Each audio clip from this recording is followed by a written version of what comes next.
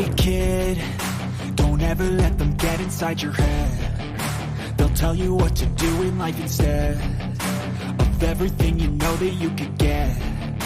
Don't let them guide your life towards regret. I'll fight for what I love with every breath. My past is filled with things I won't forget. I use them all to push me to my best. So treat the worst of times just like a test.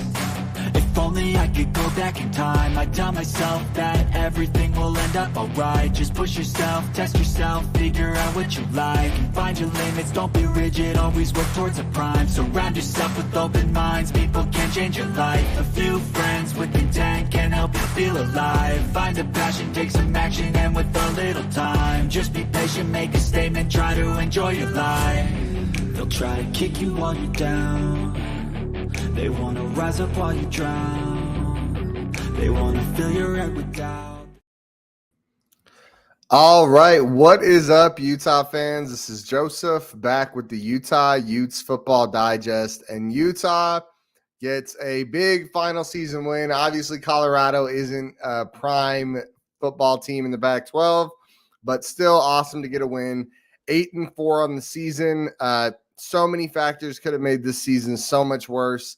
And we still have a shot with the bowl game to get 9 wins this year. I'd say that's pretty exciting. Definitely nice to close out the regular season with a W, just like Larry Pac-12 Pilgrim says. So I agree there. If you guys are just getting in, please make sure you guys smash that like button. Also comment. We're going to talk about a lot of different topics today from the game and moving forward for Utah. So make sure you guys comment along in the chat. I'd love to hear your opinions. Also, if you haven't already, subscribe to the channel. We put out a ton of awesome Utah Utes football content. So if you're into that sort of thing, make sure you guys stick around and share the video with a friend. If there's someone that you think would find this fun, share it with them. All right, let's bring on the guys here. We got Larry Pilgrim and we've got Brian Ankrum with us today, 2 guys that do a lot of content contribution for the channel. So good to have you guys here. Larry, how you feeling today? Good. We got out of there without any injuries.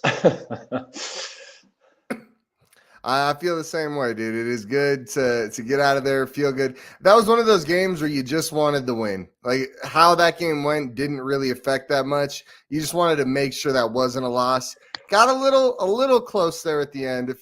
We felt in control the whole time, but a little closer than I would have liked it to be. Brian, I'm not sure if you're in. Can you hear us? Yeah, I'm in. I'm not on my video today because we got a barbecue going on. So got a bunch of people over here. So I'm just on mic today. Okay, perfect. Well, it's Brian's birthday. Can you hear me? On Monday, so make sure you guys wish him a happy birthday. They're doing a birthday barbecue for him, man. Happy birthday. Are you having fun over there?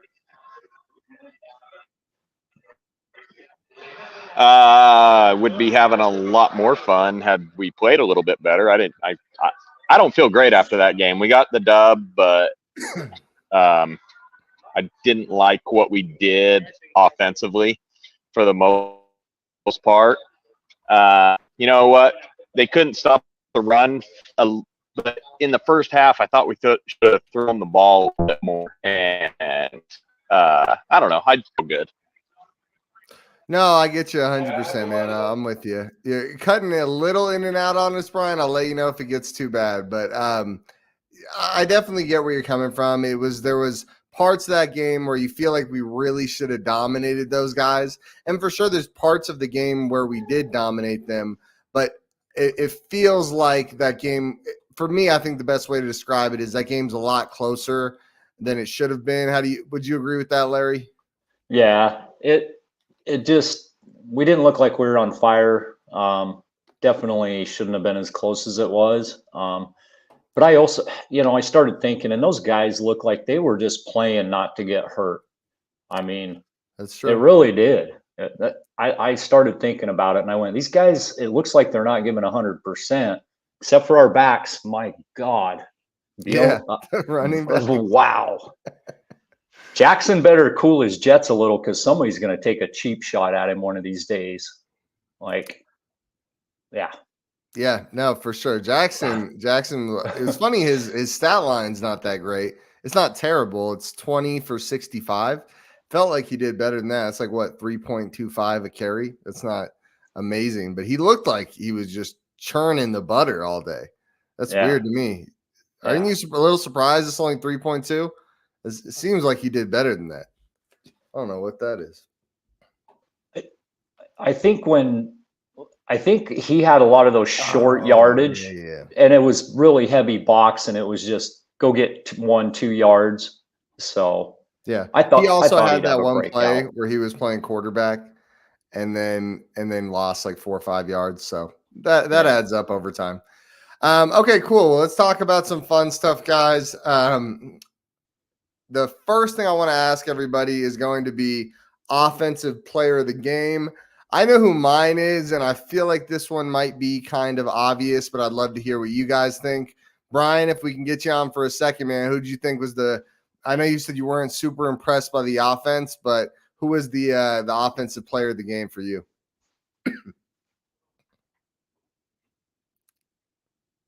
Okay, we might not have Brian. Larry, why don't you go for it? Who is the offensive player of the game for you?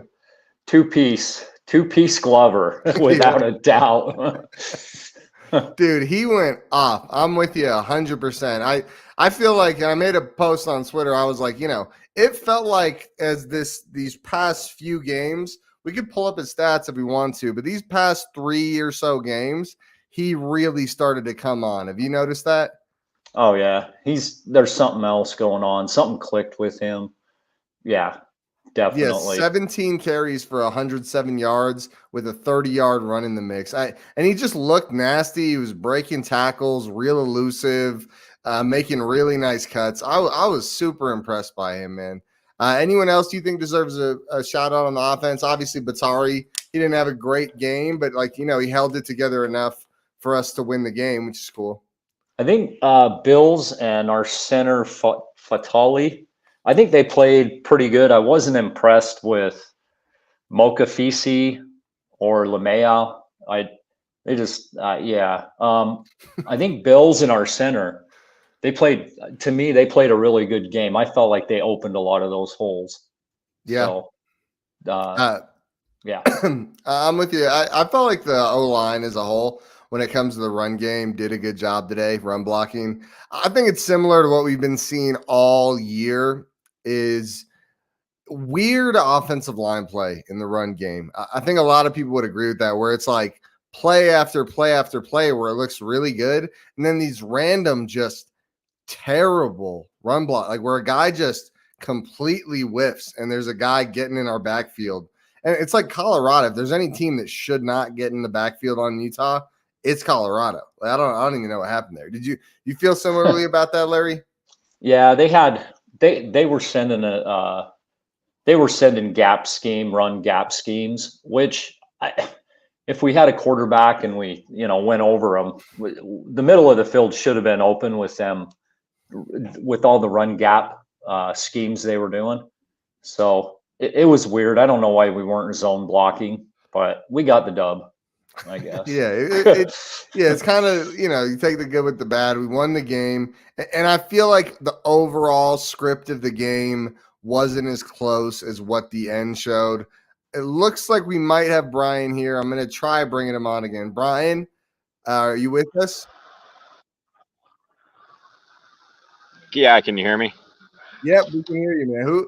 Who is your offensive player of the game?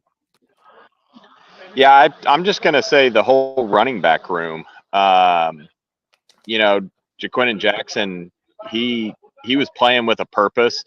Vaki looked great, like he always does every time we get him the ball. And you know what? Glover has looked great the second half of the season, but he really did well today, I thought. Like, he was hitting the hole so hard. He was like a missile going through there. Yep. No, that's a good take, dude. That's how we were just, I don't know if you heard us while you were bouncing off there, but I knew we were all going to have the same player of the game.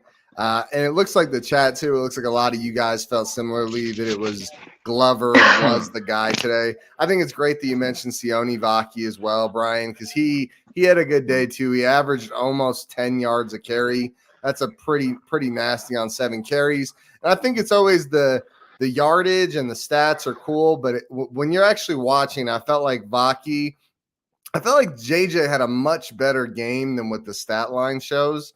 And I felt like what's his name? Glover and Vaki really looked good. Like in the numbers they got, they weren't just easy yards. They were breaking tackles. They were making things happen. So I thought that was really awesome. All right, now let's talk about defensive player of the game here. I feel like I was mainly focused on the offense on this game, but I'm excited to hear what you guys think. Larry, let's start this one off with you, man. Who was the defensive player of the game? Fillinger. I think at first he was a little off kilter, but then he started setting edge, getting tackles. It seemed like every time they tried to go to his side, they had no success. So I couldn't see a lot of the stuff going on. I just know when they went to Fillinger's side, it was getting shut down. So, which means he was playing the way he was supposed to. And good point. That's where I'm at. I feel like that was the best part of our defense today was the edge rushers. The edge rushers. Yep. Yeah. And I'm with you 100%, man. Fillinger, not just today. Just like Glover, where it's been like a few games now. I feel like the Arizona game, when no one else was in on our defense and we were super short-staffed, Fillinger was like, okay, I have to step up, and he did. And then he did it again today. We weren't as short-staffed today, but he did it again today where he really looked good. What about you, Brian? Who'd you think the defensive player of the game was?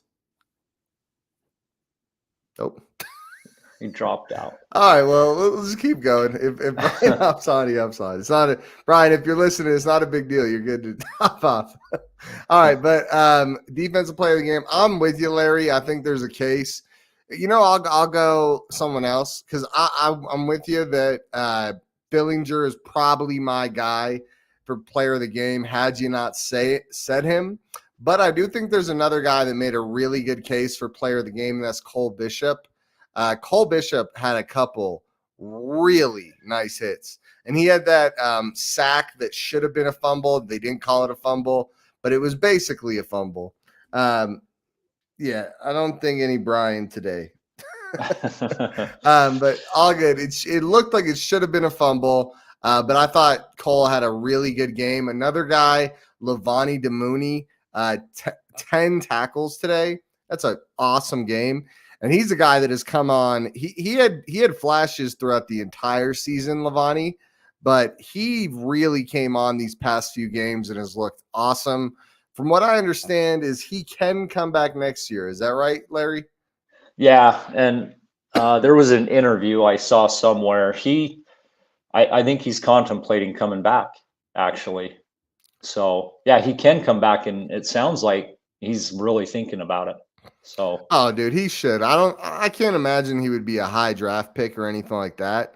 And it's like, come on back, dude. You really started to shine this year, and I'm a big fan right now. I would love to see Levani back, dude. If we have Levani, Reed, and Barton next year, what a trio. Because when Demooney was a transfer, you weren't sure what you're getting for a little while, right? You got to test the waters, see. Just like what's his name last year from Florida. Yeah. What was his name? Well, you had Diabate. Diabate, yep.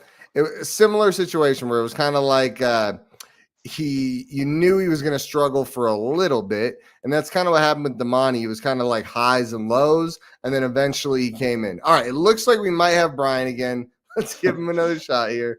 Brian, can you hear us?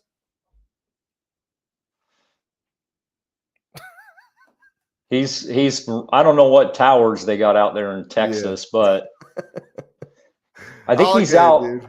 Yeah, I think he's kind of far out in the sticks or something. Okay. So, you know how that goes. That's all right, dude. Okay, well, let's also talk about any other defensive guys you want to give a shout out to?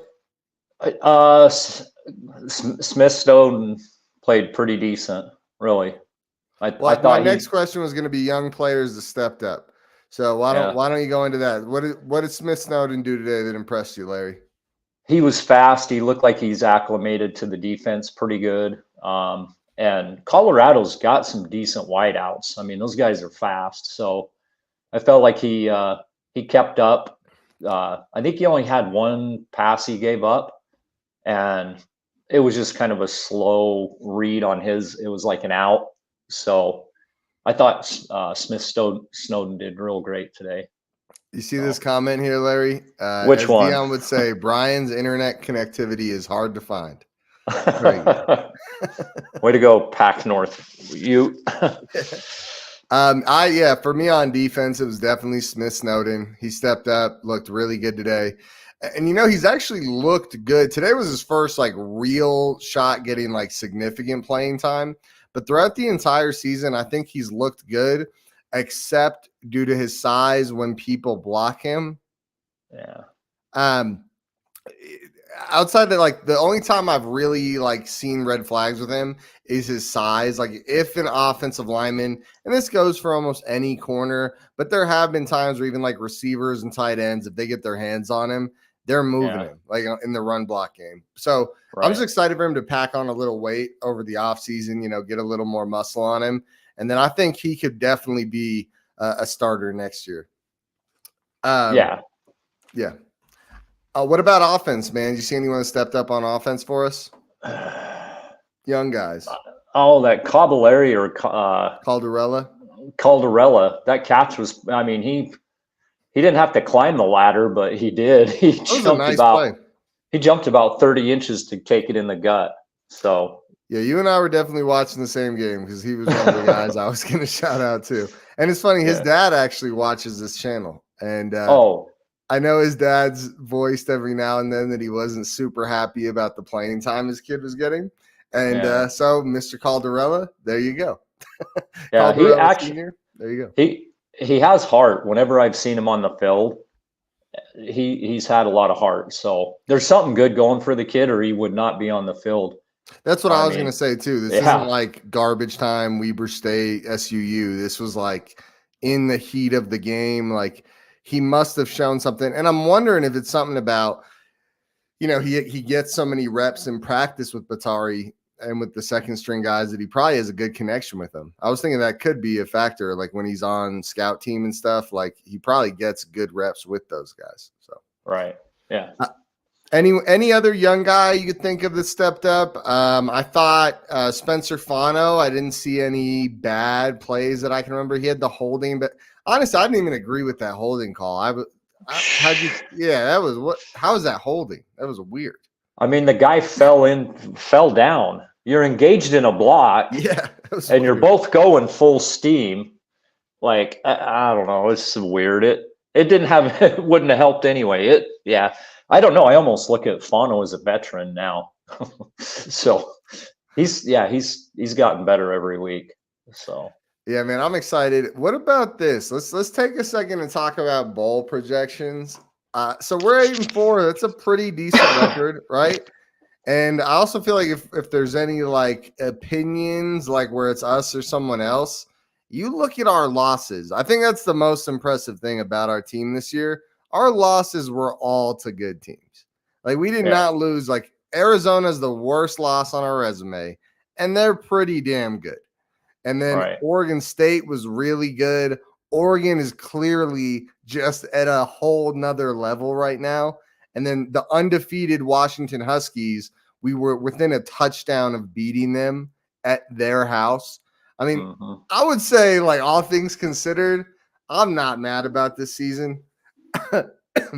Bowl projections, though. Larry, do you have an idea of where we could be going?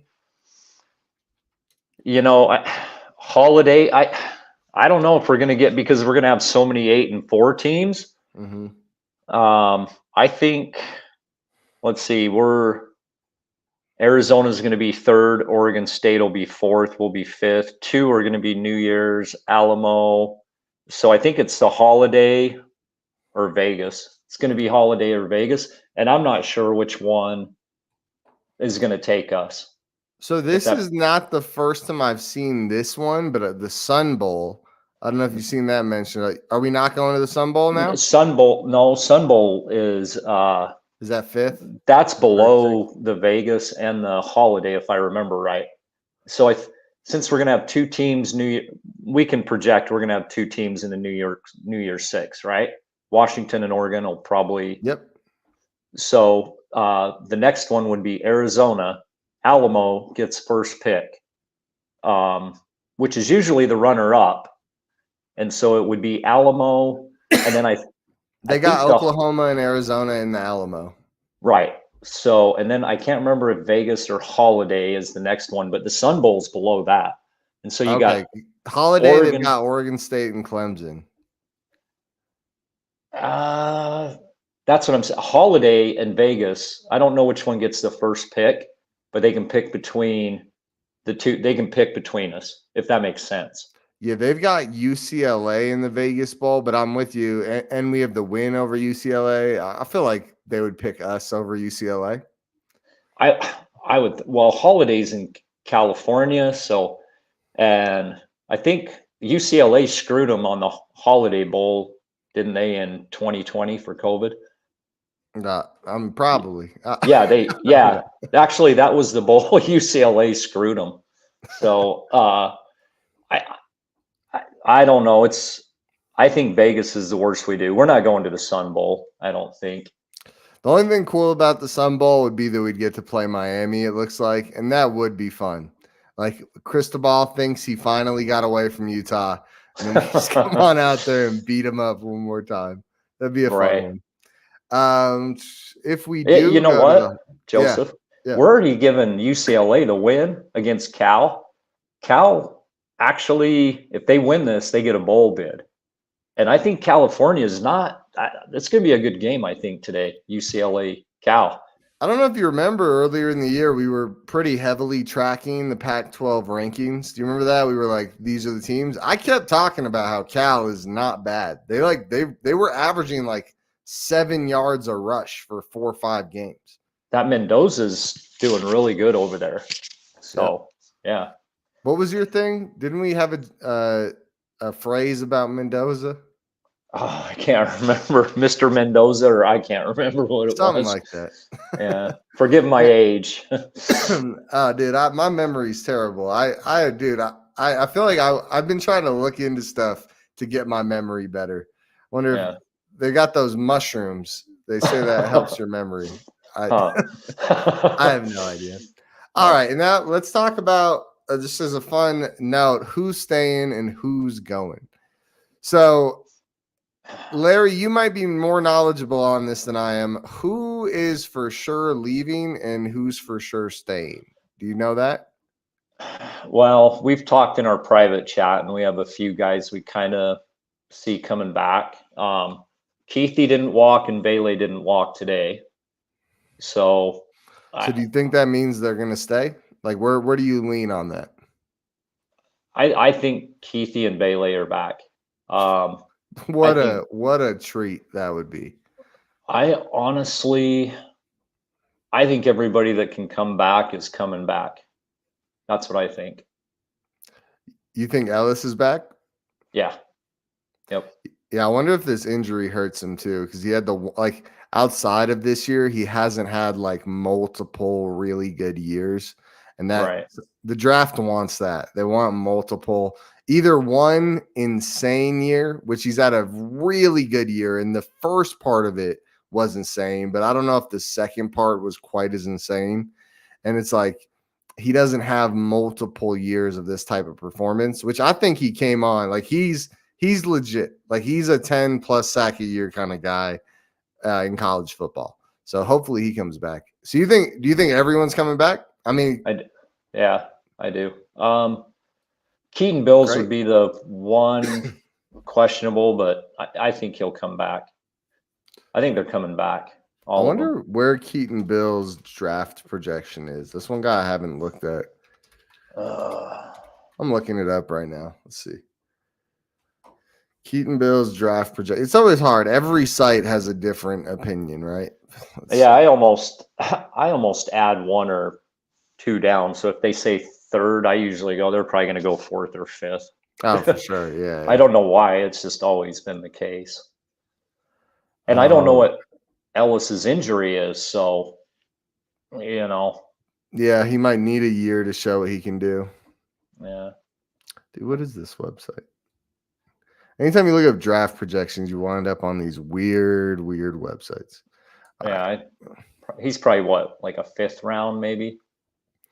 I don't know. I don't even see it anywhere. I saw that I saw one site show that his average draft projection in like mock drafts and stuff was a little above 200. So like the high 100s, like 190. And then, but that was July or August. And then by like the past few months, he's in the 1,000 range, which would be like not even close to being drafted.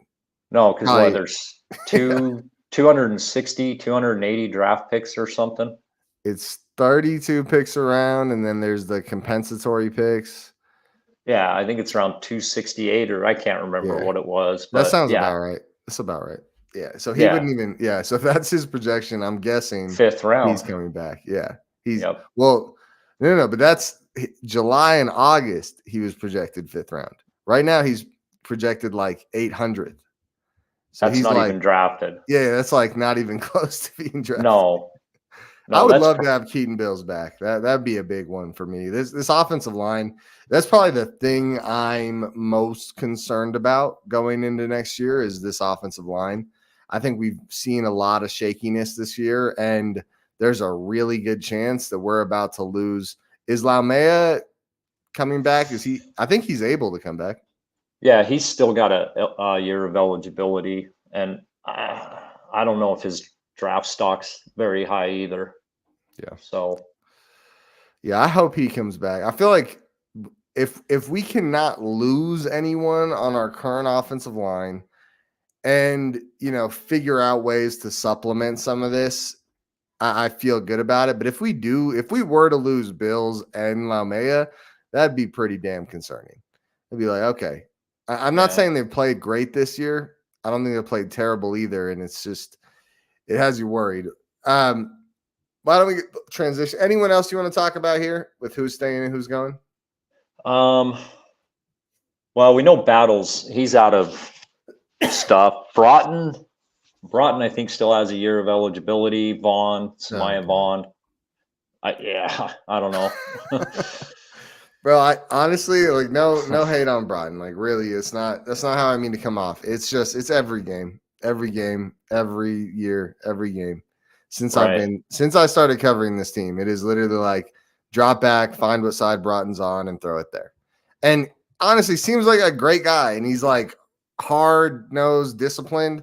Like I could not play Division I corner. It is the hardest position in the world. Like it is the outside of playing NFL corner. It's probably like the hardest thing you can do. It is awful.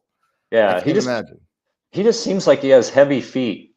You know what I mean? He's just like he can't release and take off. He just seems like he's got heavy feet, man. I don't know. Like I don't know what it is. I just know something is not clicking. Like it's how it's been the whole time. And I'm not saying he's not a good like depth piece and a guy that can be like a good when there's an injury. He'd probably be one of the better like 4th string corners or something like that you could have. But you do not want him in there every game. We talk about it in the private chat, and I'm totally not trying to bash this guy. That's why I don't really talk about this in public that much. But it is a concern. And I would also say Battle hasn't been terrible, but there's been times this year where you weren't exactly thrilled to have him out there either. So I just think cornerback 2. Let's go ahead and move. Let's transition to the next topic. Yeah. Projected off-season needs. Let's talk about the real needs. So we're going to go ahead and start with the topic we were just going over is cornerback 2. Now, the question more is, Larry, for cornerback 2, is that a need we need to fill in the offseason, or do you feel pretty good? Because, I'm guessing we'll have Vaughn back. I'm hoping we have Vaughn back. He'd be, for me, probably like right up there with the worst person we could lose. Because if we lose Vaughn, that means we got 2 cornerback spots that we have to worry about. And if we can keep Vaughn, it gives us a lot of options of somebody else to step up, right? Snowden, possibly. Tao Johnson, possibly. Broughton, somebody stepping up and being a good cornerback too. So CJ Blocker, I don't know what's going on, but if you remember, the cheetah. But yeah, him and Snowden were 15 and 17 recruiting as far as cornerbacks in their class. They were both top 20. So those two another year, that's, that's pretty good. And then Te'o, there's 3 DBs right there. Just those 3, CJ Blocker, Snowden, and Te'o. Without Vaughn. And there's another guy too. There's Well, we lost Marks. Yeah, but Marks, he was like I wouldn't say he was bad, but there's a reason he wasn't playing. He was really good against the run, but he couldn't really cover. Like he was a really good run defender, but that's not what you need at corner. There's another like young guy. I'm trying to think of his name. If anyone in the chat knows who I'm thinking of, like a guy that we picked up in the 2022 class. I don't know. Maybe he's gone now. Who knows? I just remember we picked up quite a few corners over the past few years. And Larry, I do think a part of it is that we do take a couple years to develop corners because of how we play football and the physicality we play football with. Like, we're not going to put Smith Snowden out there because he probably weighs like less than 180 right now. So, yeah. I mean, how are you feeling, Larry? Do you think we're probably good at cornerback too, or do you think it's a pretty important thing to go pick someone up in the offseason on? I kind of worry to a degree because we've got 3 young guys that could possibly be all conference. And so I worry when you start bringing in transfers. Yeah. Are you taking a kid that's really going to be something and you're losing him for a 1-year lease? You know what I mean? And so that's what I worry about at that position. I mean, that's one position I would rather recruit than have transfers, because most good cornerbacks are staying where they're transfer, at. Yeah. They don't. I mean, it's just like left tackle. It's hard to find a good left tackle because teams like you go look at the like transfer portal right now, like who's already out there. Tackle, there's not a ton of them. Because people don't lose good tackles. Just like you said with corner, it's like, you know what else with corner is I wish some of these guys would get some reps because there's some good cornerbacks in this room.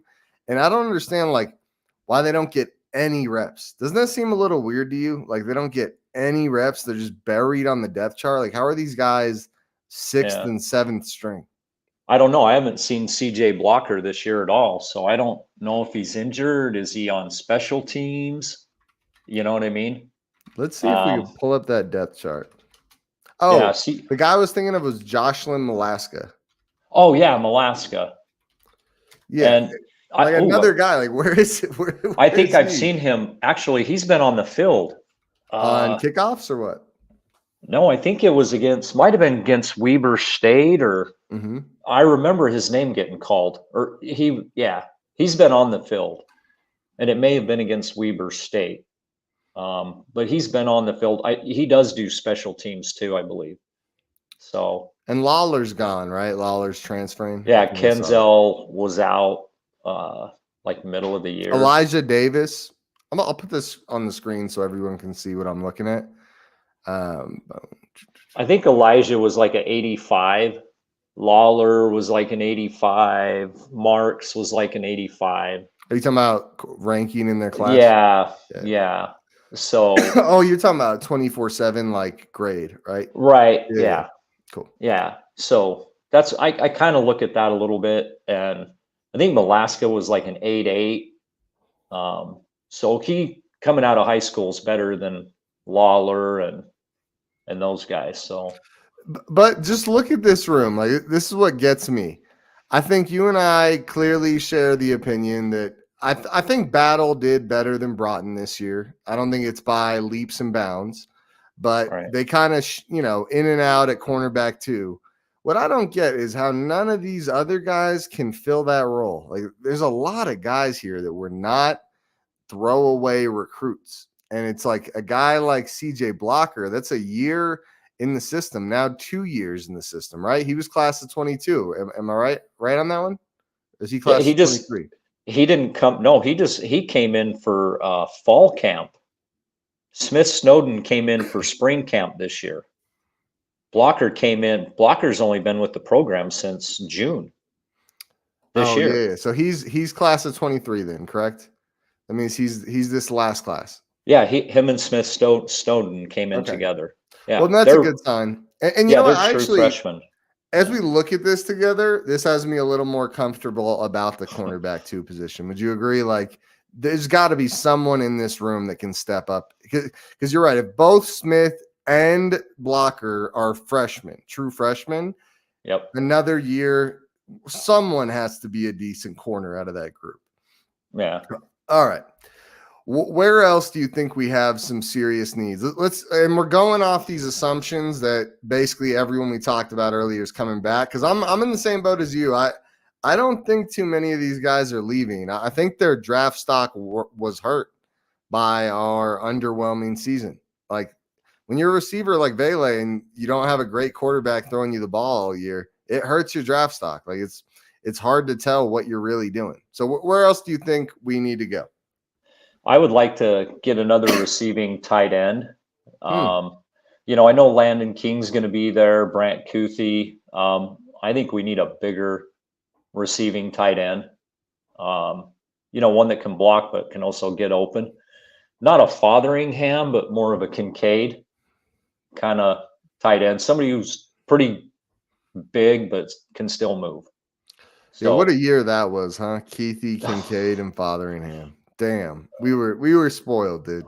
This year we felt it. It was like, and I would also say Landon King's looking good, but I do feel like people are maybe putting the cart before the horse, where it's like, hey, okay, he looks good. I'm not disagreeing with that, but I don't think we've seen enough to say like, hey, he's a number 1 type of guy already. Like, I think it's not a terrible idea to bring in another guy. I think King will be good, but I'm not sure if he's a great run blocker. I haven't really watched his run blocking. He's a good receiver. He had that one-handed catch today, but at the same time, we're not seeing a lot of like critical moments, big games where he's had some catches. Don't get me wrong, but I mean, do you feel a similar sentiment there, Larry, where it's like, let's not put all our chips in the fact that he's a superstar out the gate?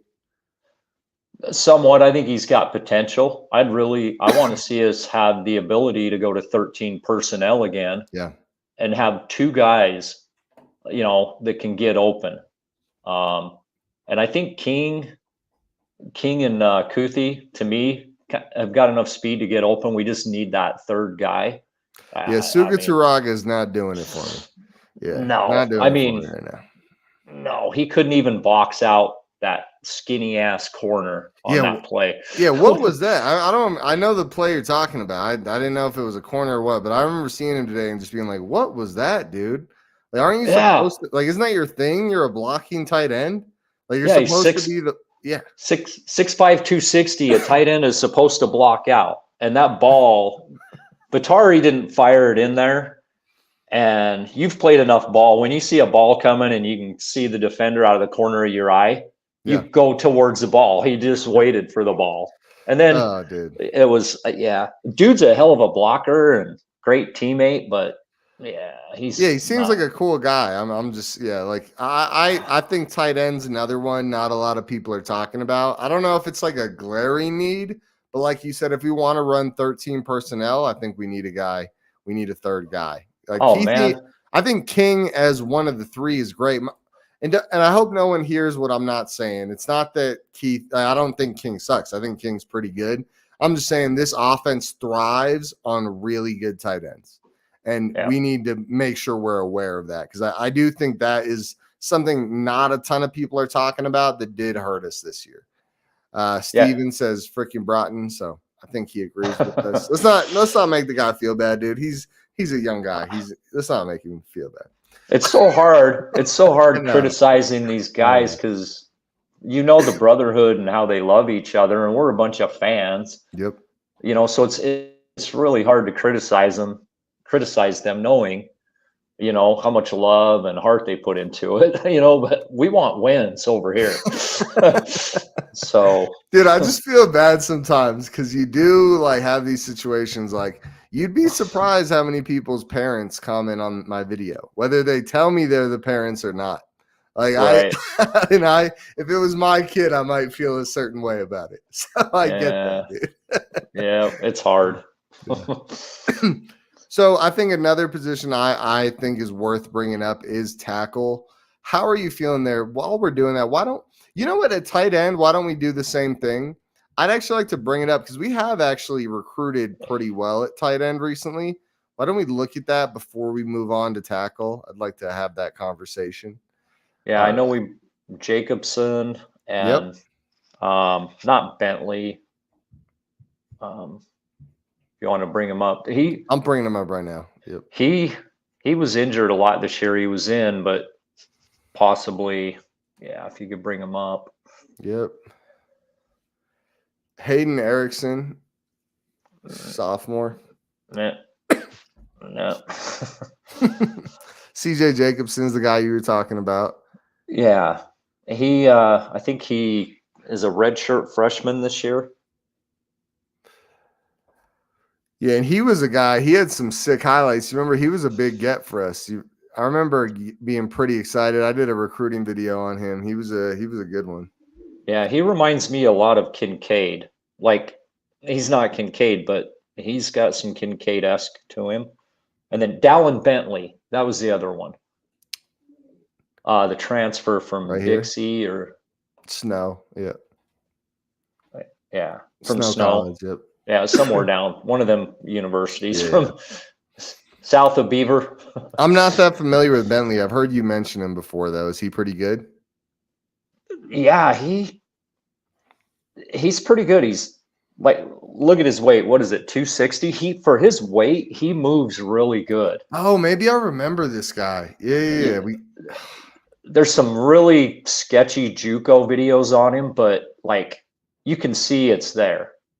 For being, I really got to commit to make sure every time someone commits to us that I do the video. That way I'll know everyone. Yeah, there's just not a lot to Dallin Bentley as far as going and looking. There was a few Snow College highlights, but bro, I swear I did a video on this guy. I'm gonna look it up. It might have been his high school. Might have been his high school stuff. Maybe.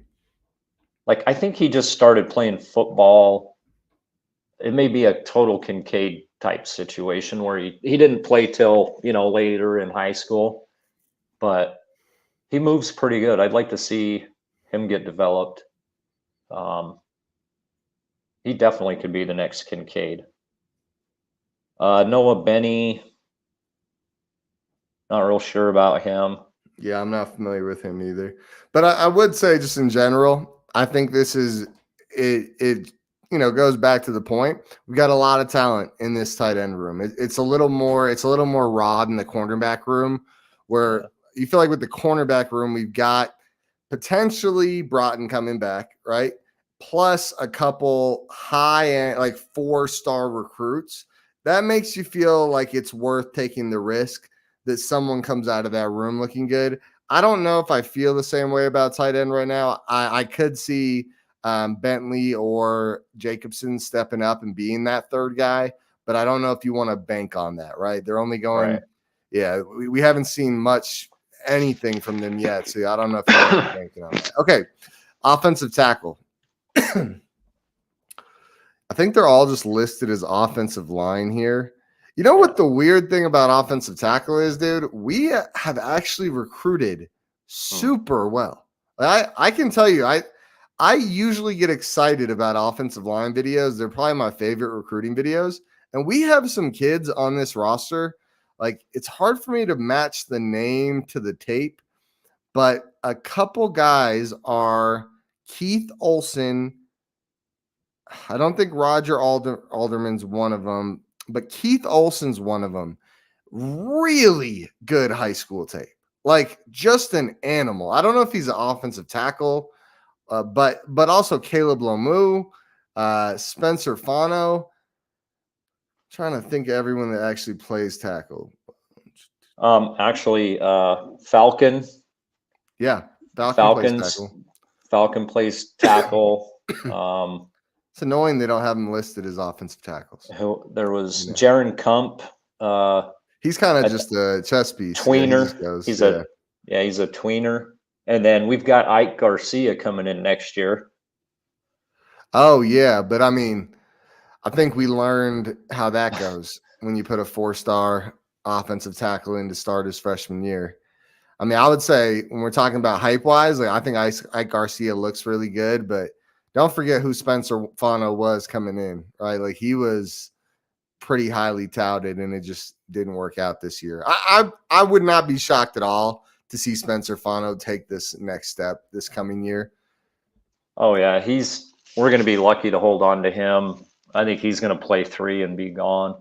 I'll bet he's going to be a top 50 pick. I think we'll have to have some better seasons than this year, but I wouldn't be surprised either. Yeah. Did I tell you I met him at Costco?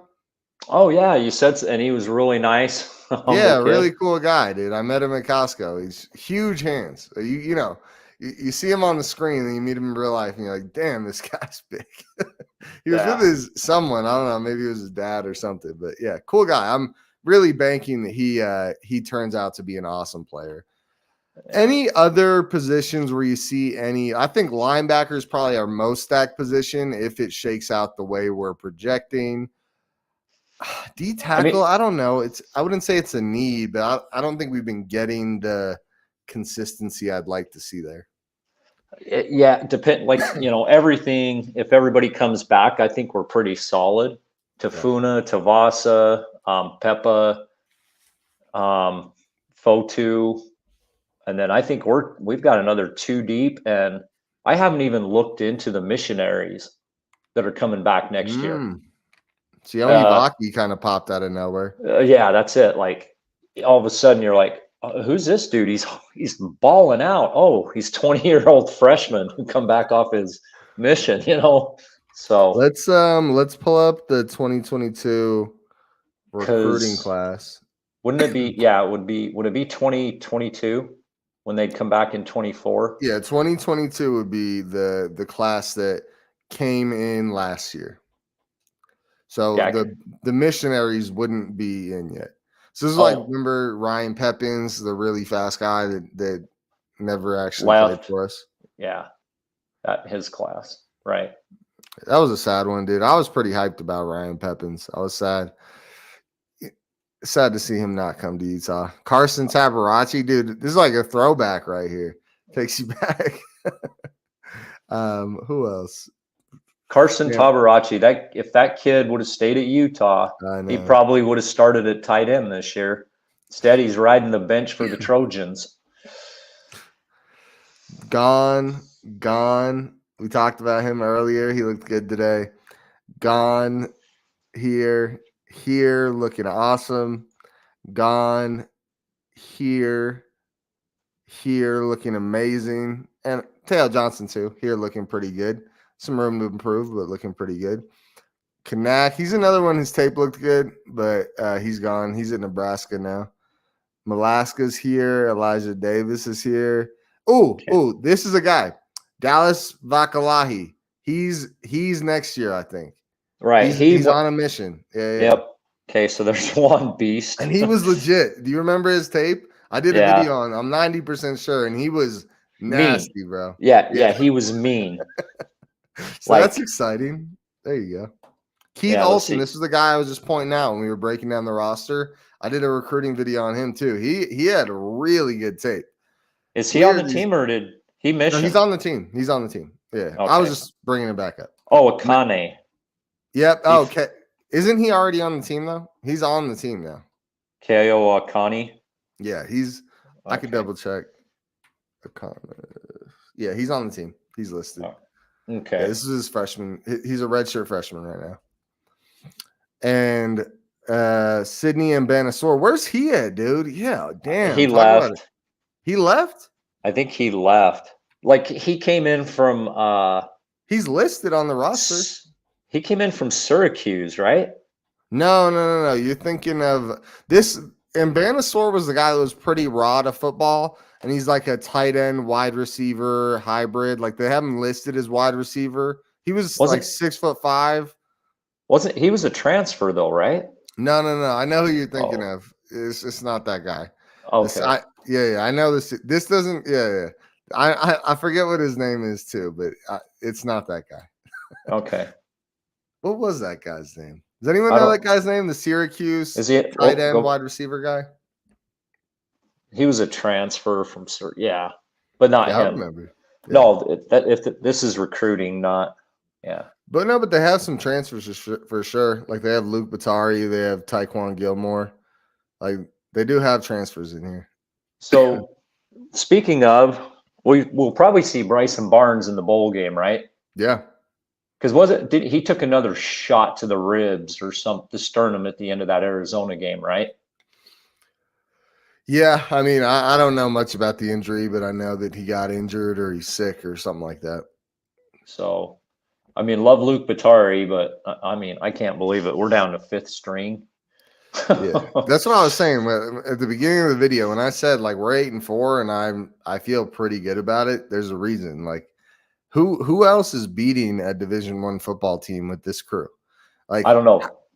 People are calling us full of BS. They're like, yeah, whatever. You're on your 5th string, and it's like you say. no, this is a legit 5th string. I was talking about it the other day, and I didn't know how to phrase it. I was like, he's kind of 4th string, but not really, because technically he's starting over Brandon Rose. But is he really? It's only because we don't want to burn his medical red shirt. Like, right. Dude, I would love to see more Brandon Rose, wouldn't you? Damn, he's it sounds like he was winning spring ball. I know he was the backup. So weird. Yeah. And so obviously, when you watch that spring game, his head moved from one side to the other, unlike the other guys. Our Nate Johnson. Oh, well, dude, the spring game, I was like, there was so much hype. Do you remember that? It was like before the spring game. There was a lot of like rumbles where it was like, oh, this Brandon Rose kid looks really good. And then I was like, okay, well, let's see. I was more excited to see Nate Johnson. And then Nate Johnson had an awful spring game. I couldn't believe what I was seeing. It looked like there were real like processing problems out there. Right. Rose made Matthews look like the next coming of Britton Covey. Well, and Rose made himself look like the next coming of, I don't know, Alex Smith. He was just drop back, boom, drop back. It's, it was 20 plays. Yeah, he could read the defense and go, okay, safety's here is my first read. If he steps here, I go here. You know what I mean? Like Dude. Barnes and Johnson I don't get it. And it's not Ludwig. I mean, look at Brian Johnson that's now in the NFL teaching quarterbacks. Who was his teacher? Huntley did so much better the 1 year he got with Ludwig. Like, I don't know, man. Hopefully we can evaluate quarterbacks a little better. I think Rose. Well, you went over his high school tape. That kid looked. Yeah. He looked like a grown man as a high school kid out there on the field. My only thing is, dude, the high school tape can be so misleading because Nate Johnson's high school tape is off the charts good. Like it is. So, yeah. So is Mac Howard's, right? And then you find out he played in a minor league, and then I would say if you asked me to order the 3 of them, Nate Johnson, Brandon Rose, and Mac Howard, Brandon Rose would be at the bottom, like for their high school tape. Like now, Brandon Rose looks like, I mean, what do we know, right? We've seen nothing of Brandon Rose, so maybe he's good. But I would say going into next year, our quarterback room is probably going to be Cam Rising, Isaac Wilson, Brandon Rose, maybe Bryson Barnes, maybe Luke Batari. I'm not mad about that. I feel like Brandon Rose plus Barnes, I feel like Barnes gives you that real safe floor. I think going into this year, a lot of us thought that floor was higher than it is, right? I think like you and I probably agree. Like we thought he was like a B-, and he's more like a C-, which isn't terrible. Like I'm not insulting him. That's just what we saw this year. Like he's like decent enough to do enough to keep you in a game and hopefully not make too many mistakes. That's who Barnes is. I think we realize that. And it's like, let's hope with him as the super safe floor, kind of a low floor for what our expectations are, but super safe floor. And then Rose was a guy with a little bit of risk, but like maybe he's got that, right? Like maybe he has, we haven't seen much, but maybe he has something Barnes doesn't. So, yeah. Cool. We'll find out. Yeah, we'll find out, dude. Anything else you want to go over today, Larry? No, I'm looking forward to what bowl game we get and hopefully our guys want to play and don't have too many opt-outs and injuries. Yeah, right, injuries. Yeah. Yeah. I just hope we So, get to go to a ball game, just go beat the crap out of someone. Just like a real final fun stamp on the season. Just make them look bad, whoever we so play. before, there was something I wanted to bring up. So Yeah. I was in the living room watching. It was 24-13, the team down south. What is Oklahoma State? Are you kidding me? Like, you lose to UCF, didn't they beat Oklahoma? And then you're getting I remember UCF beat someone they weren't supposed to beat. I forget who it was. Oklahoma State beat or Okay. lost to UCF or something like that. Well, Oklahoma State, weren't they like bad at the beginning of the year, and they got good, and then they got not so good again? Kind of weird. Yeah.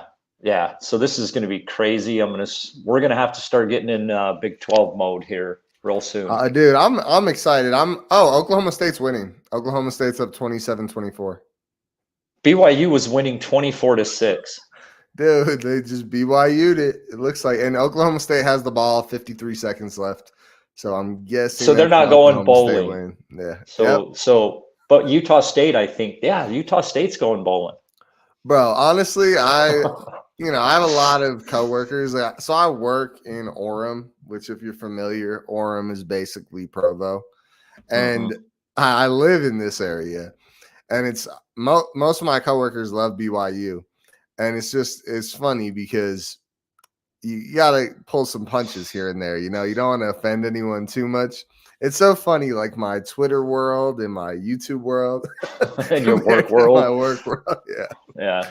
But I'm excited, dude. I'm excited to play BYU every year. I'm really excited to get into the Big 12, dude. I feel like this is more Utah's type of people. Like you know how we get a lot of the time where it's like the video breaking down the game before isn't as, I don't know, not as watched all the time. And then all of a sudden, like UCLA and Arizona are these weird teams where when they weren't good, they were literally like living in a cave. I'm not kidding. Like I track the comments. I see what happens. I don't respond to them all, but I see what's going on.